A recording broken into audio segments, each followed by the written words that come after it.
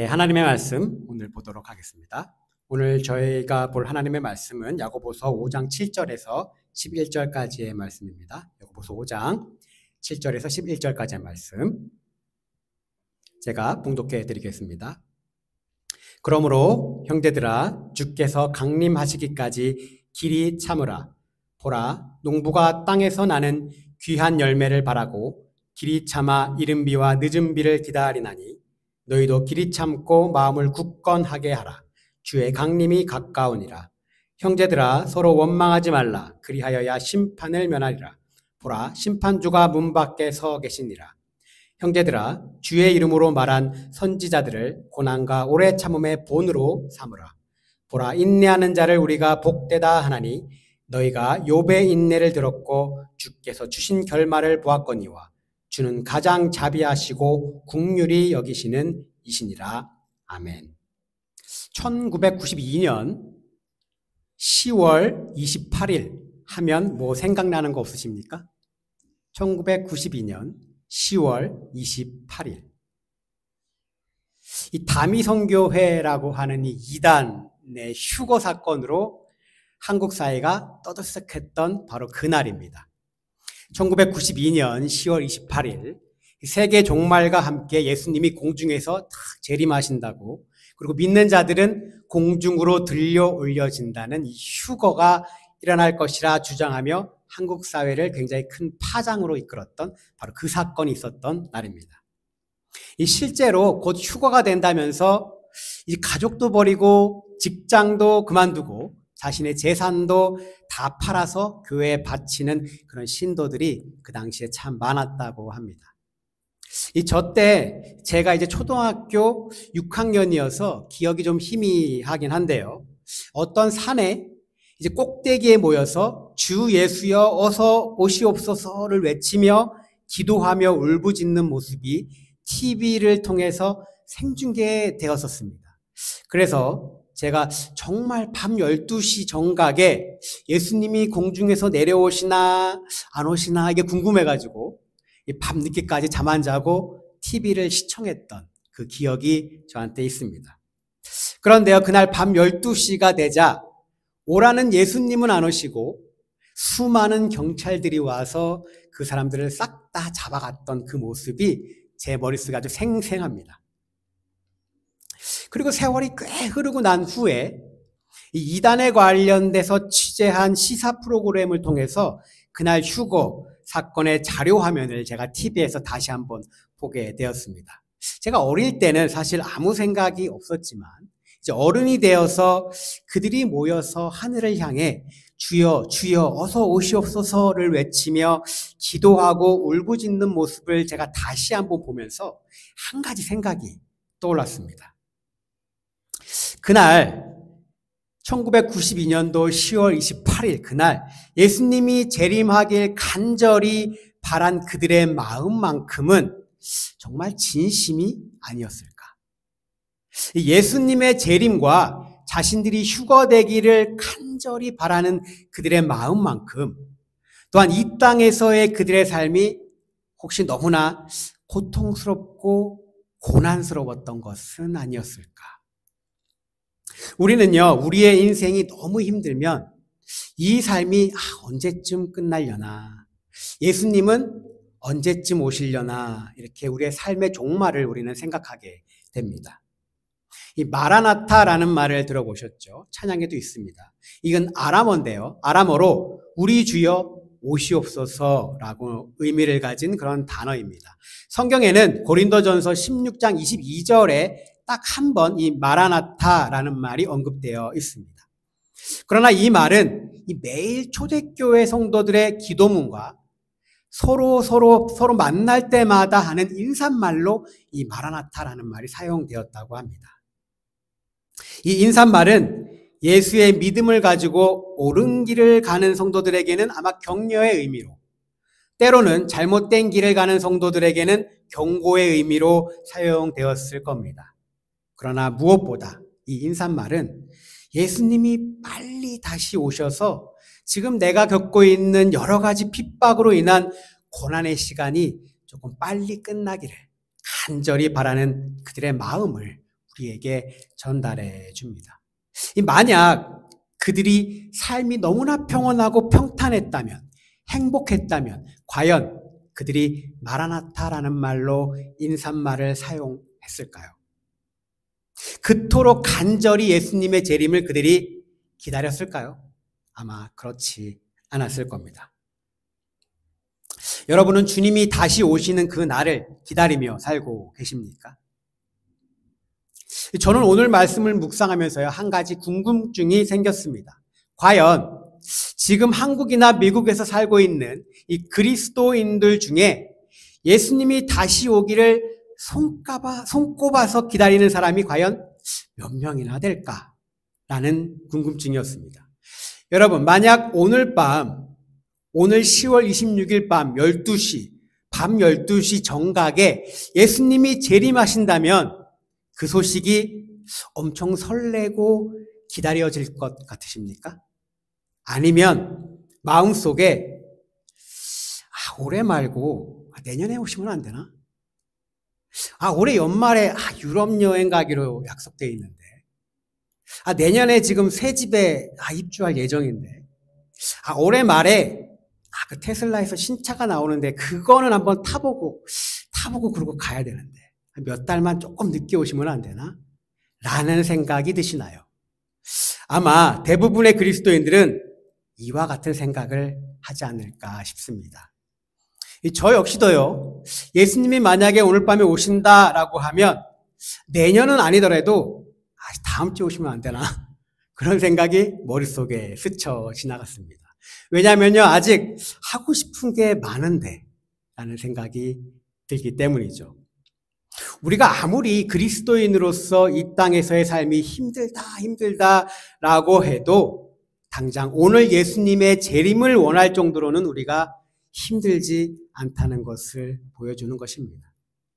미국에 있는 우리는요, 믿음 생활을 생각보다 편안하고 평안하게 하고 있다는 사실을 우리가 부정하기는 어려울 것 같습니다. 그러나요, 이 초대교회 성도들은 그렇지 않았던 것 같습니다. 예수님이 곧 다시 오실 거라는 사실은 그들의 고난의 삶에 굉장한 위로와 희망이 되었고요. 아마 그들의 삶을 지탱하는 굉장히 중요한 버팀목이 되었을 겁니다.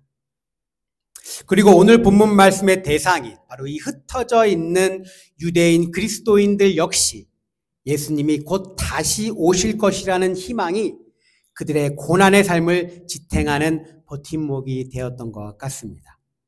오늘 본문 말씀은요, 그래서 이렇게 시작하고 있습니다. 그러므로 형제들아, 주께서 강림하시기까지 길이 참으라. 이렇게 시작됩니다. 이 그러므로라고 하는 접속사로 시작되는데요. 이 그러므로라고 하는 접속사는 분명 앞단락인 야고보서 5장 1절에서 6절까지의 말씀과 오늘 본문 말씀이 긴밀하게 연결되어 있다는 것을 보여줍니다. 지난주 우리가 살펴본 내용은 무엇이었나요?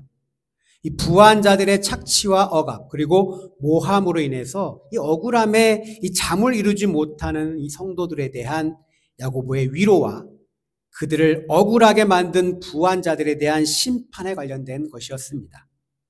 아마도 주님의 강림에 대한 이 간절한 소망으로 버텨야 할 만큼 그 가진 자들의 횡포와 불의에 희생당하는 이 고통과 고난이 우리가 생각했던 것보다 훨씬 이 자들이 정말 예수님이 오실 것을 생각할 만큼 그들의 삶을 굉장히 고통스럽고 어렵게 했던 것 같습니다. 그리고 야고보의 편지를 통해 우리는 간접적으로나마 예수님이 다시 오시는 그날 그 사악한 부자들이 예수님에게 심판을 받고 또 자신들의 고난과 고통도 끝날 것이라는 이 소망으로 그들이 하루하루를 살아가고 있었구나라는 것을 우리가 느낄 수 있는 것이죠.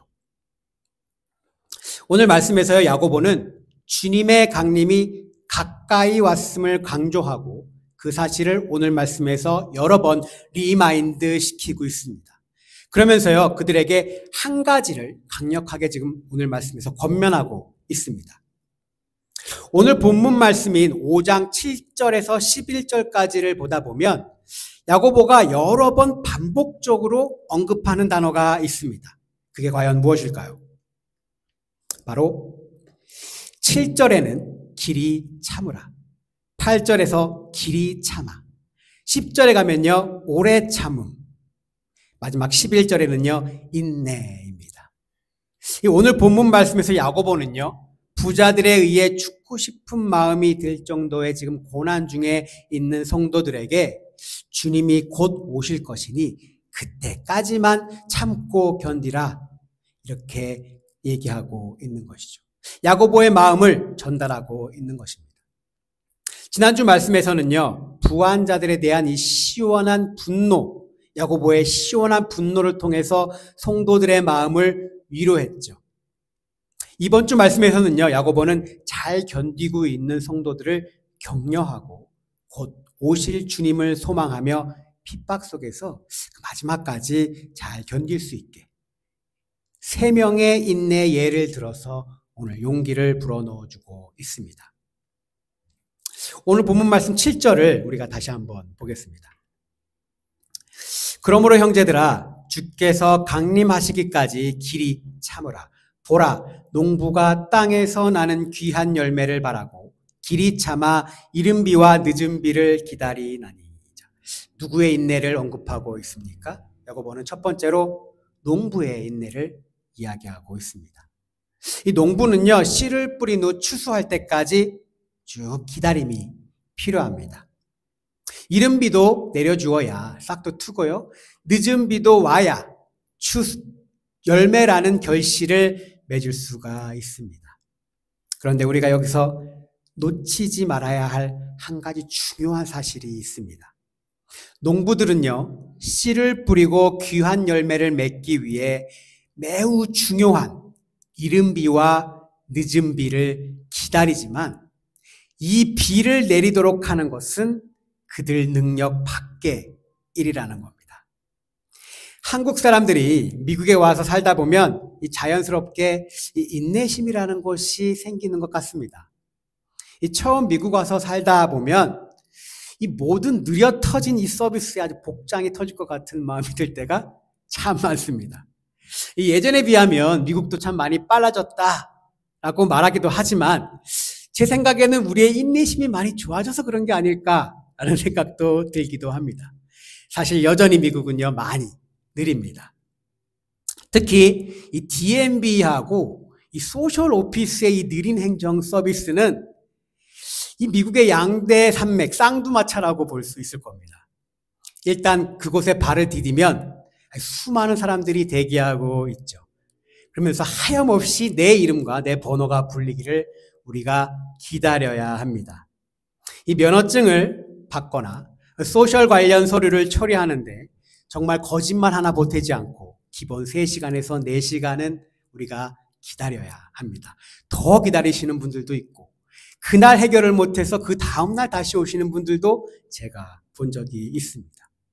이 줄이 길게 늘어서서 많은 사람들이 기다리고 있는데도 불구하고 직원들은 옆 사람과 잡담하느라 느릿느릿 일 처리를 하고, 아니 한 명 처리해주고 나면 그 직원이 어디 갔는지 사라지고 없습니다. 화장실을 간 건지 어딜 간 건지 돌아오지를 않아요.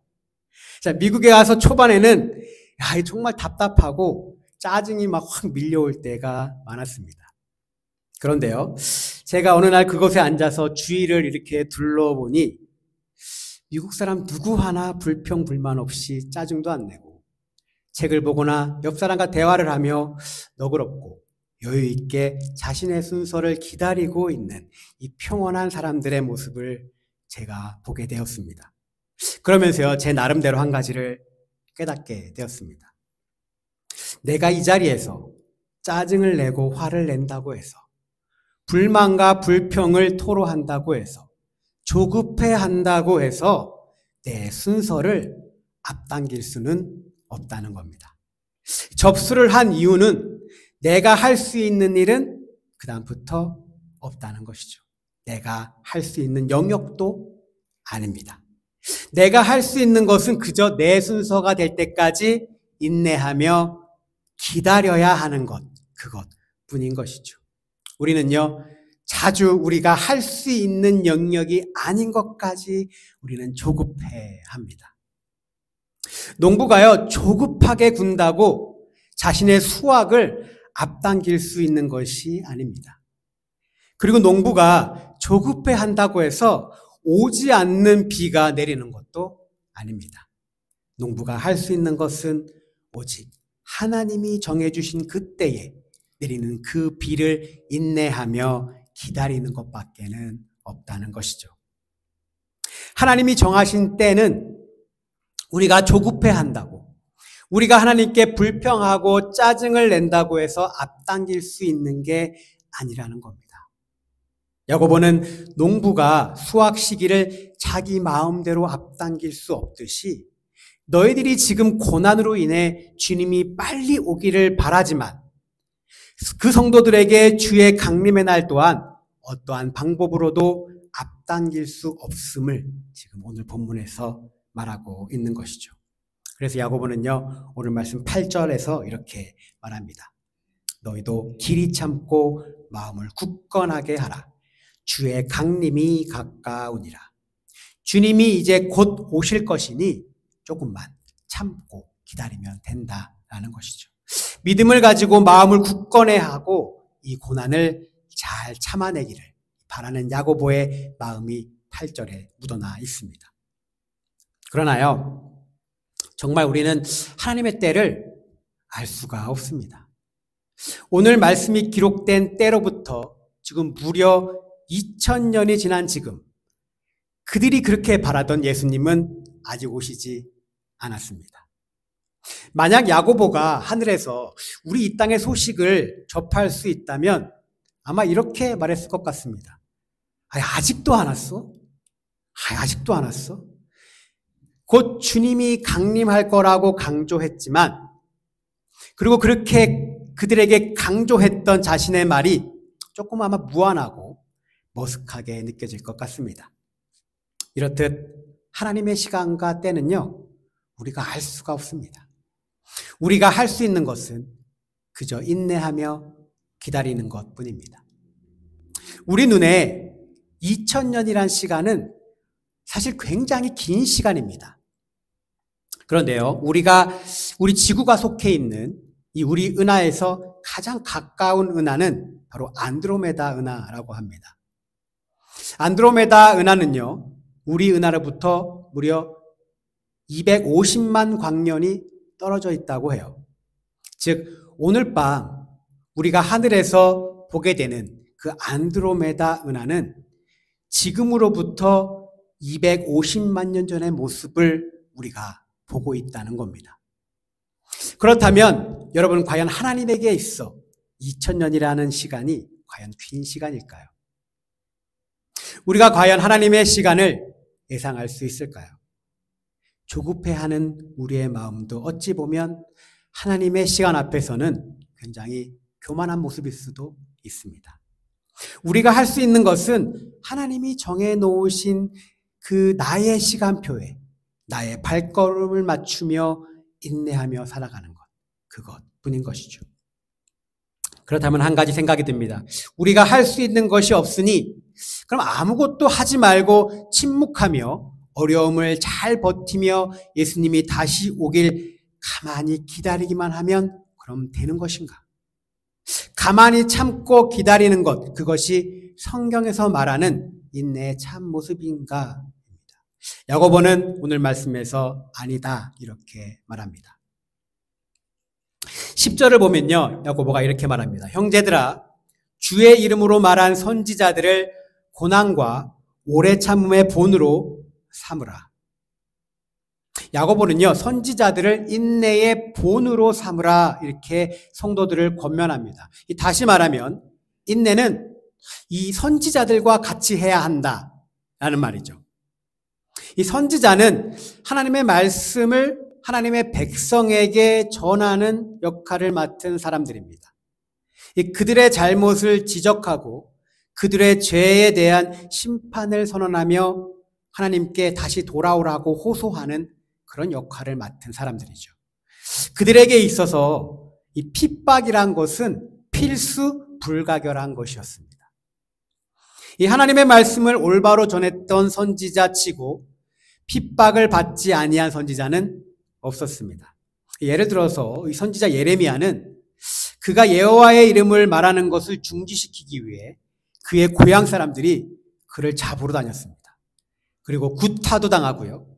감옥에 갇히기도 하고 어떤 때는 웅덩이 속에도 빠지게 했습니다. 그리고 여러 번 죽을 고비를 넘겨야 했죠. 근데 그럼에도 불구하고 예레미야와 같은 선지자들은 모두 오래 참음으로 그들의 고난을 잘 견뎌왔습니다.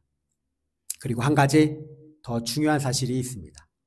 선지자들은 어떠한 고난과 시련이 와도 피하지 않고 인내하며 그들의 자리에서 한결같이 변치 않는 모습으로 하나님의 말씀을 전했다는 사실입니다.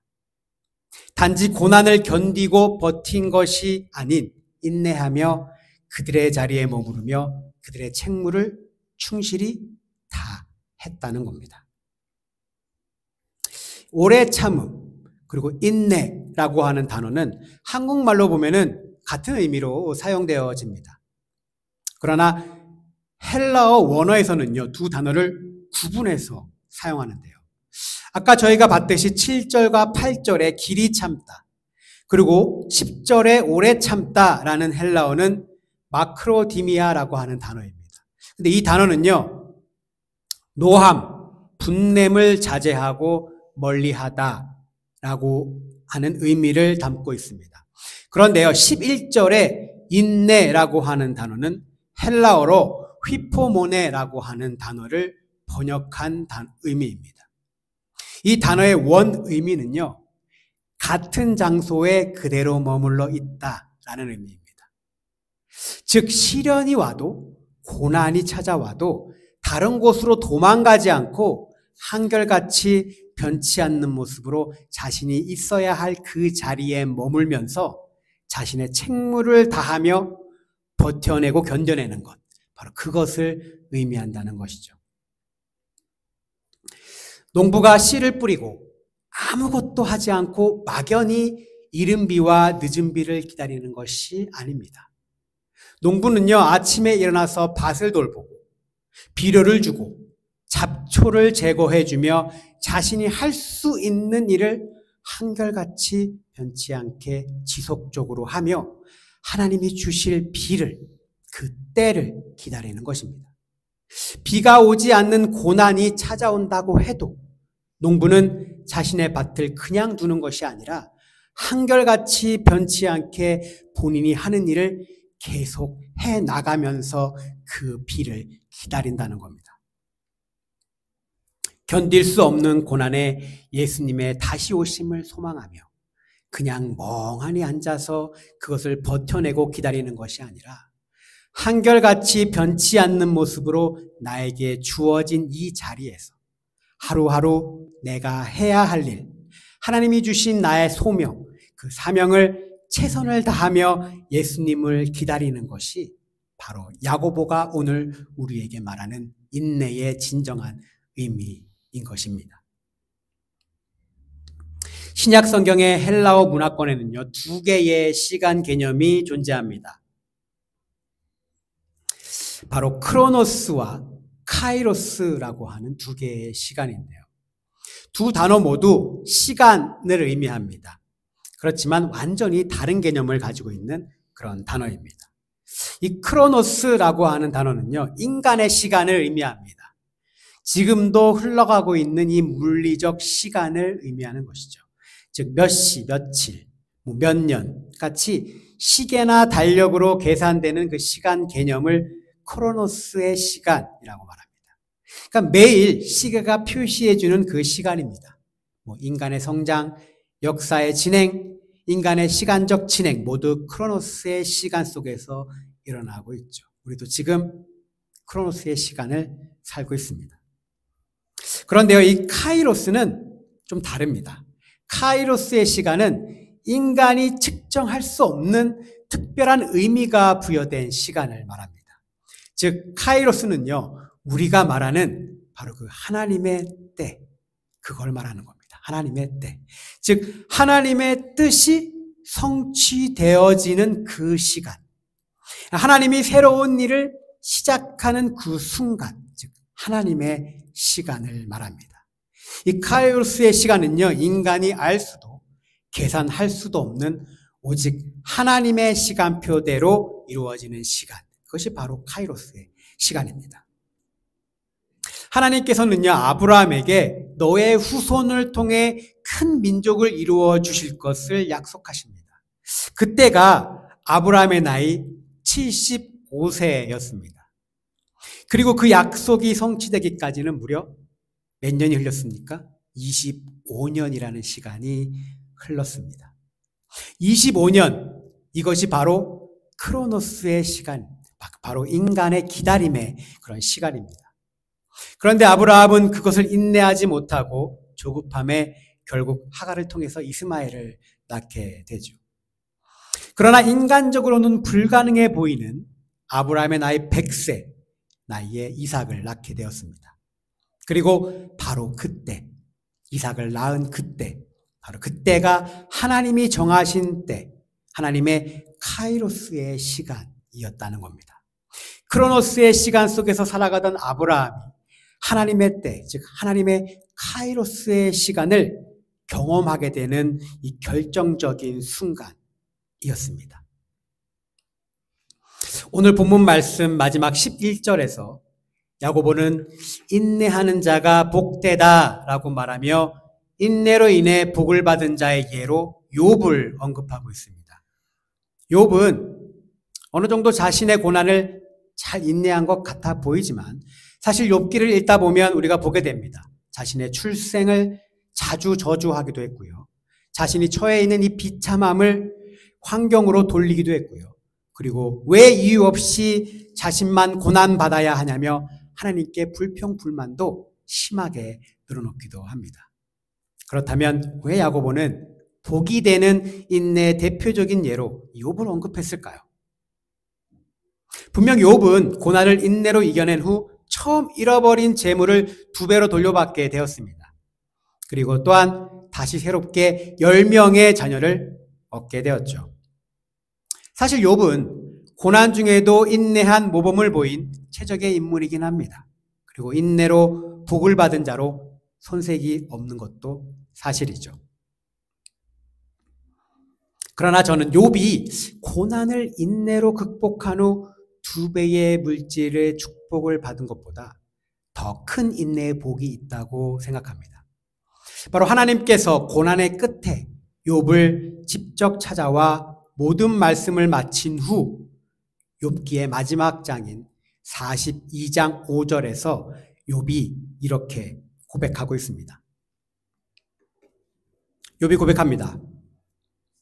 내가 주께 대하여 귀로 듣기만 하였사오나 이제는 눈으로 주를 배움나이다. 한결같이 변함없는 모습으로 인내한 욥이 받은 큰 축복은 물질이 아닌 바로 간접적으로 귀로만 체험하던 하나님을 직접 자신의 눈으로 보게 되었다는 겁니다. 크로노스의 시간을 살아가던 욥이 자신을 회복시키고자 하신 그 정해진 하나님의 때, 하나님의 카이로스의 시간을 직접 본인이 경험하고 살아계시는, 일하시는 하나님을 자신의 눈으로 직접 보았다는 것입니다. 사랑하는 성도 여러분, 여러분도 아마 경험이 한 번쯤은 있으실 겁니다. 우리가 하나님의 때를 기다리며 한결같이 변치 않는 모습으로 삶을 살아가다 어느 순간 그때가 하나님의 시간표에 정해진 하나님의 때였구나라고 깨닫게 되는 이 하나님의 카이로스의 시간을 경험했던 그 순간이 한 번은 우리가 분명 있었을 겁니다.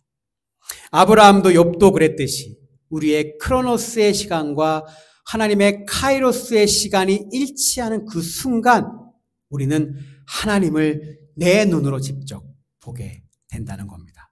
하나님의 일하심을 우리가 직접 경험하게 된다는 거죠.